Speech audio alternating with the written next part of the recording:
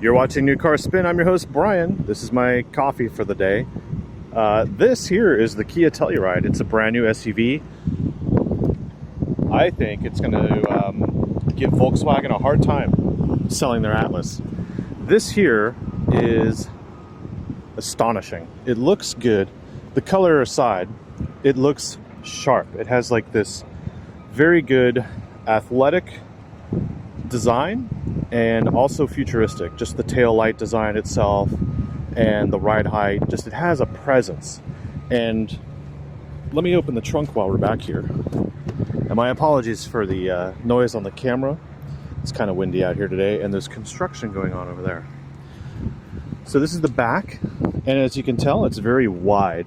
There's a huge amount of space in here, and even though the opening comes here, I would say right about there is where the trunk space actually ends. So it's a very slim design on the inside. The packaging in this vehicle is incredible. Of course, we have our third row, and we have cup holders back here. Look at that leg room for the third row.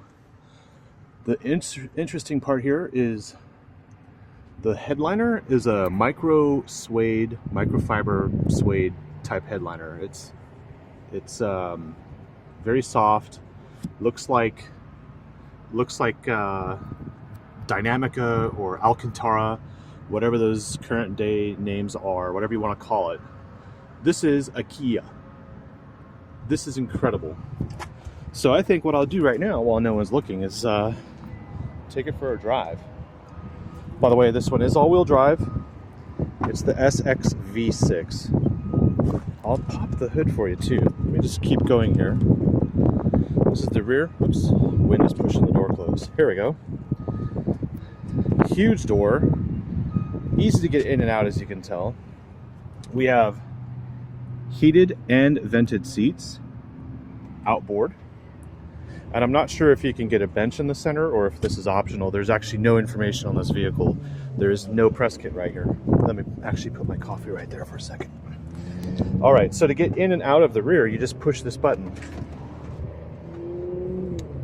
There you go. You have your access. And to, there you go, to resume the position, you just go like that. Now, these seats, unlike my Durango, these seats actually slide forward and back. So we'll just use this handle here and slide it all the way back. So that's all maximum legroom from the rear seat. And of course they do recline. And you'll see as you recline, the seat bottom moves too.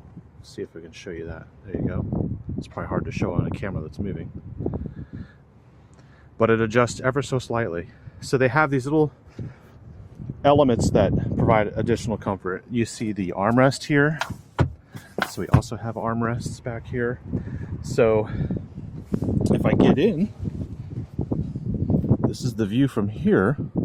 We have a panoramic roof in the back, and it stretches behind my headrest. So there's plenty of room in this vehicle. It's a little less expensive than my Durango. This thing, I think, at this equipment level with these options is $52,000. This is cheaper than the loaded Volkswagen Atlas that I drove, which I loathed. I'm fine with the Atlas S because it was a decent bargain at 30 grand or 26 grand or whatever it was. But if you're gonna get the fully loaded Durango or the fully loaded Volkswagen Atlas, you probably want to look at this. This is the latest. Even though it is a Kia, just get the Bruce Willis aspect out of there. I mean, it's impressive in here. There are areas of hard plastic, right? But then there are areas of padded leather. This is Napa leather too. So it's very exclusive inside. It feels very good. And what else do we have? We have our cup holders. We have power ports. We don't have anything in the center. I'm not sure if there's a console available or if you can get your bench seat.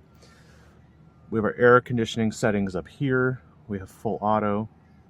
And then we have temperature selection. We have very cool air vents. They obviously swivel. They're 360. And with the door closed, you'll see we have a very nice sunscreen. I'm a stickler about sunscreens because like in the Cadillac CT6, it would come to here and you'd have like a huge gap. Well, here in the Kia, this is something the CT6 couldn't even do. We have a very small gap here of light coming through. And from this perspective, yes, there's a gap. But where I'm sitting, this threshold on the door is actually blocking the light. So you really don't notice that gap. There is a gap, slightly.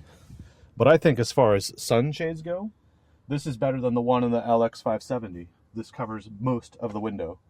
So if you do have young ones in the back and you want to protect them from the sun in any of the southern states or the desert, this is a very nice sunshade. There you go. Obviously we have an upgraded stereo in here. It's a Harman Kardon. One of my favorite brands, mainly because their systems are so wholesome. They're warm. They have a good tone to them, and they're not overly obnoxious. They're not too bright. They're not too bass. There's just a good flat level sound experience for just overall. I don't listen to any one type of music. I listen to all sorts of music. So to me, a Harman Kardon system is ideal. I'm not sure about the power rating in this system, and I can't even audition it for you because of YouTube and their stupid copyright policies, but I think you should bring a USB stick or just bring your phone and Bluetooth Spotify to it when these things hit the dealerships. I'm not sure when this one's available, so I want to take this opportunity. Look at that.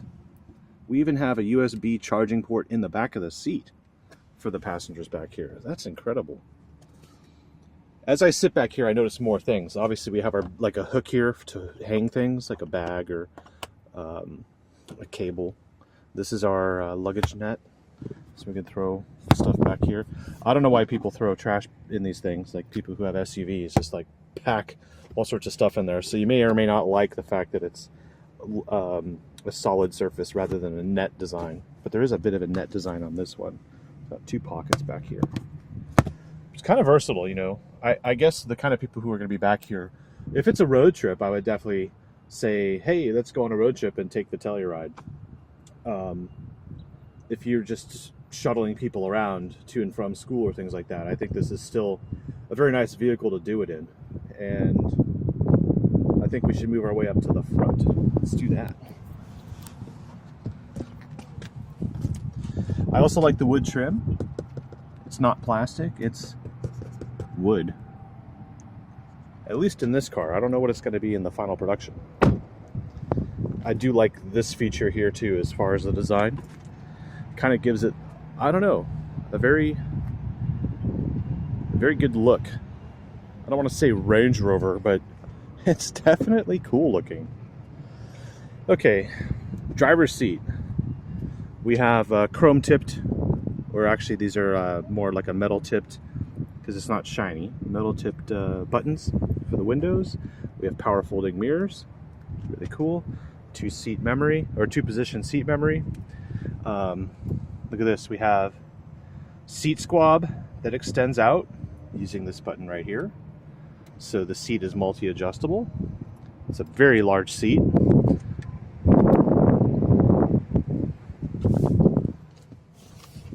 Let me throw my drink in here. This is what the key looks like. Kind of very familiar to the Kia Stinger key. It's got like that trigger look to it. And I'm not sure if there is remote start. Some manufacturers now combine remote start with like a triple hit on the lock key, on the lock button on the key.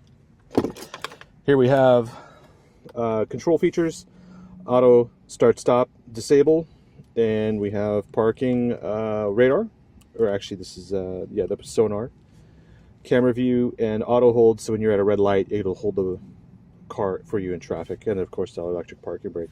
Then we have drive modes, which I'll show you when I turn it on. Here we have our bank of buttons for controlling this screen. And it is a touch screen as well, I believe. Let's try it. Start this thing up.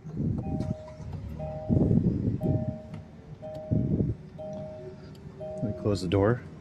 The chime is pretty nice.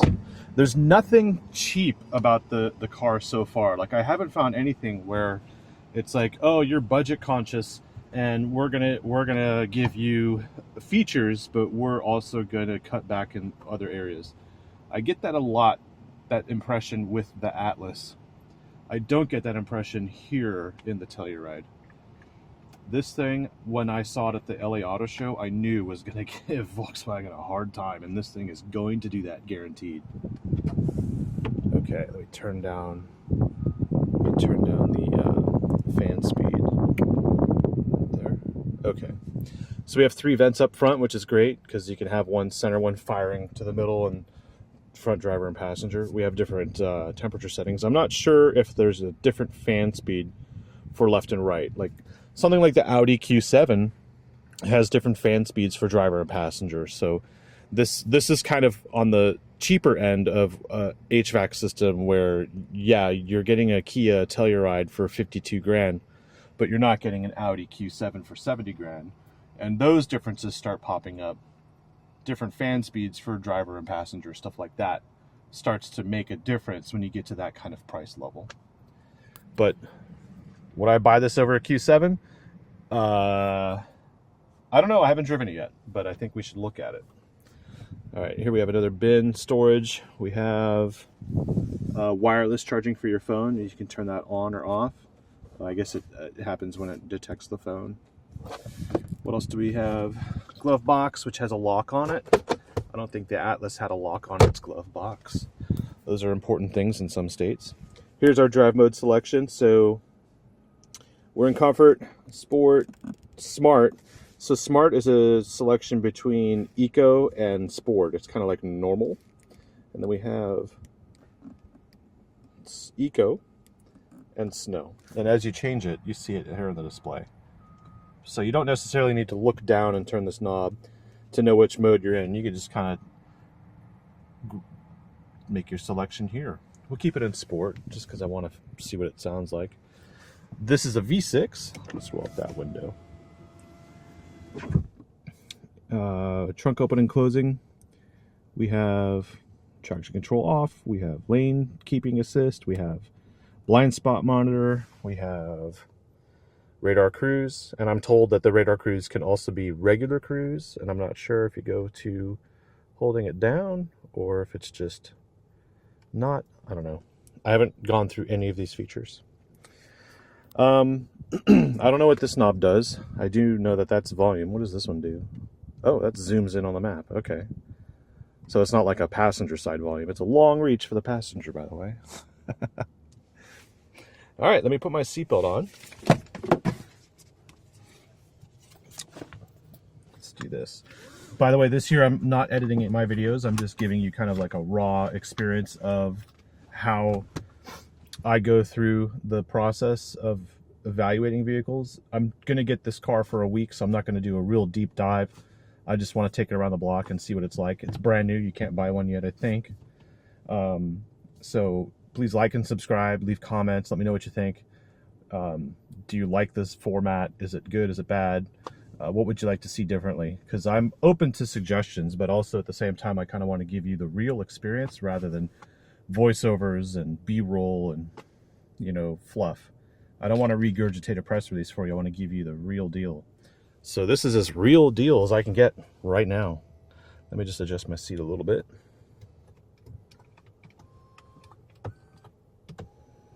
Okay. So visibility is pretty damn good. We have our mirrors set up. If we look left, it's not bad. If we look right, it's pretty far back there. So I don't think you're ever going to turn your head that much. I think you would turn your head about that. So you'd never go like this, but you go like that. That's not bad. If we look in our mirror, yeah, we're good to go. Let's do this.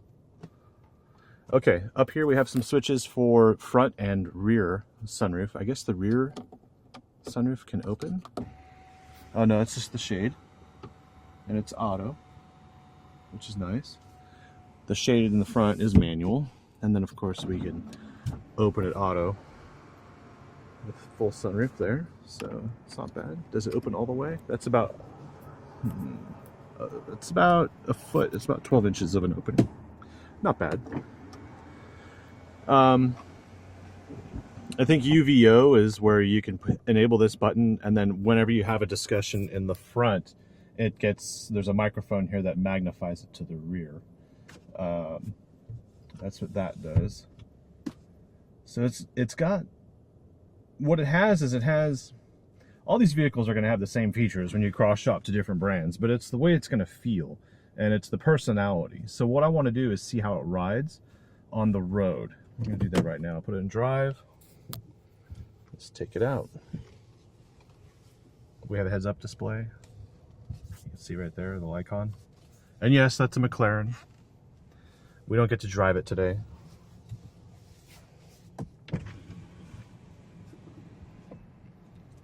I was trying to... Videoing me, man. Is that what you're doing? Yeah. Yeah, that's it.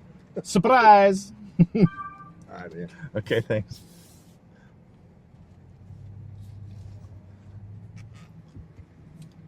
All right, we'll go this way.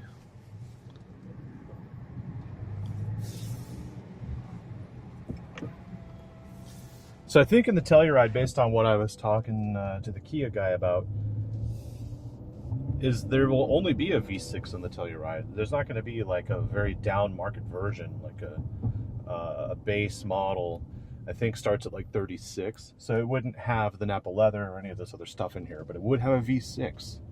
Unlike the Atlas, which has a 4-cylinder. But I did like that Atlas S. So if you're looking at spending 50 grand on a nicer 3-row SUV, you want leather, you want this headliner kind of stuff, you want the way this thing looks, this in person is very nice. Let's go this way.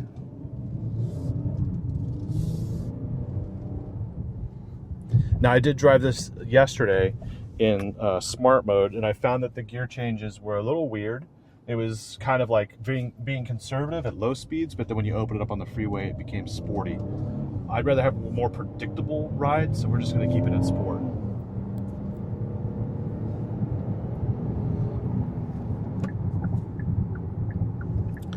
So visibility's good. Yeah.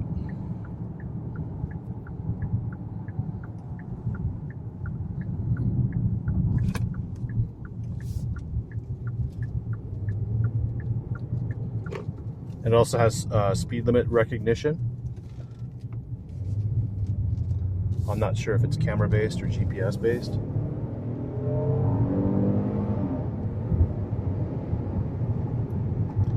It's a very large vehicle, so I don't expect it to be as fast as my Durango RT, for instance, because that's a V8. And I'm not sure what the power rating is on this V6, but it's a naturally aspirated V6.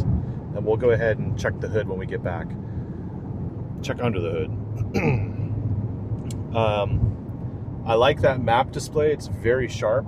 It looks sharper than some of the Audis I've seen lately. But you know, you can't always focus on the tech. You got to focus on the overall experience. So this feels a lot more. I don't know how you'd explain it.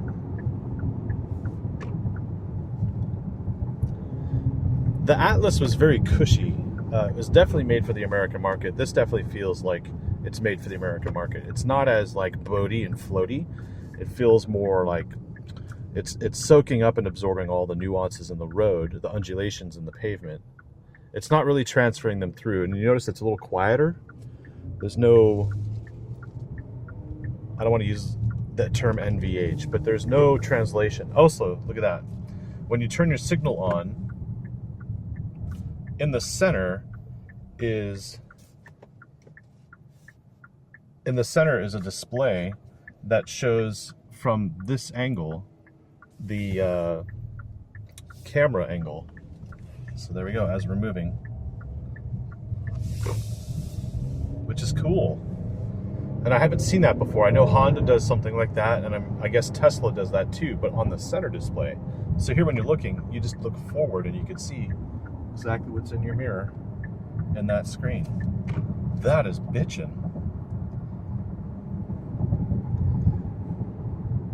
It's pretty good resolution too when you look at it. That's nice. That's really nice. So there's a lot of surprises in this Telluride, and it's worth it. I would say check it out. I'd like to have one for a week so I can give you an idea of what it's like to live with from the perspective of, you know, like a road trip or something. Would definitely drive it from Dallas to Austin. Sometimes it does take a road trip to realize, oh, it's too noisy, or oh, the ride, this and that. You know, sometimes just going around the block isn't enough. So I definitely encourage you to look into this vehicle further. From my experience so far, looks good.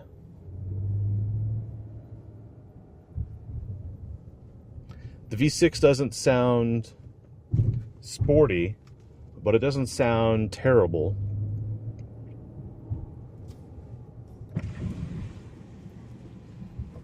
It sounds, I don't know why I say generic, but it sounds like a V6. This one. This is nice. I liked it. Yeah. Cool. Thank you.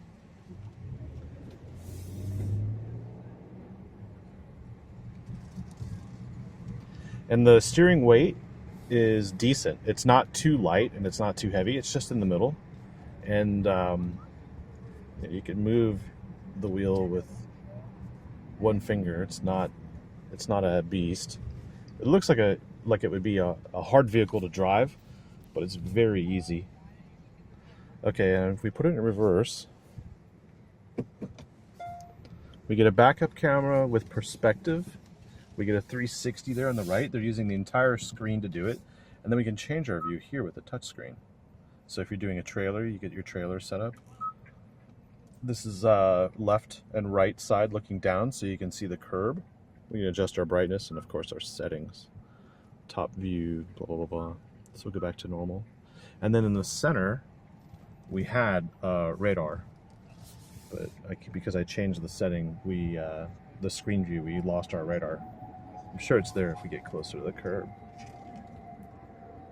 Yep, there it is. It's kind of what we have in my Durango. Not bad. And I'm not sure if there's a self-park feature. I've been testing those out lately, but I've never really needed to use it. But we'll do it. We'll move forward. Look at that. When you go forward, you can see exactly where you are on the lines, which is nice. All right. Definitely, as much as all the other riders here, definitely like this Telluride. We'll go ahead and pop the hood. Turn it off. We're in park. It has an electronic parking brake. Just pull up on it. And as far as the hood, let's do that.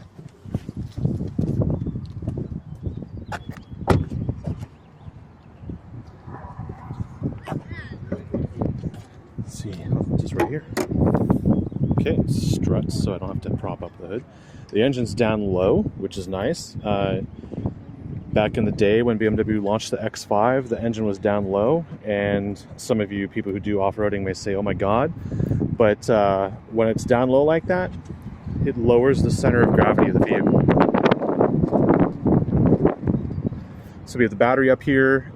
Looks like the air filter, like self-maintenance, is pretty easy. Just pull that out. There's the dipstick, and I guess you have to crawl under it to do the oil filter.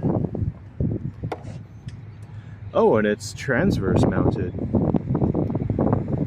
Interesting. Even when it's all-wheel drive, it's transverse. But that is a V6.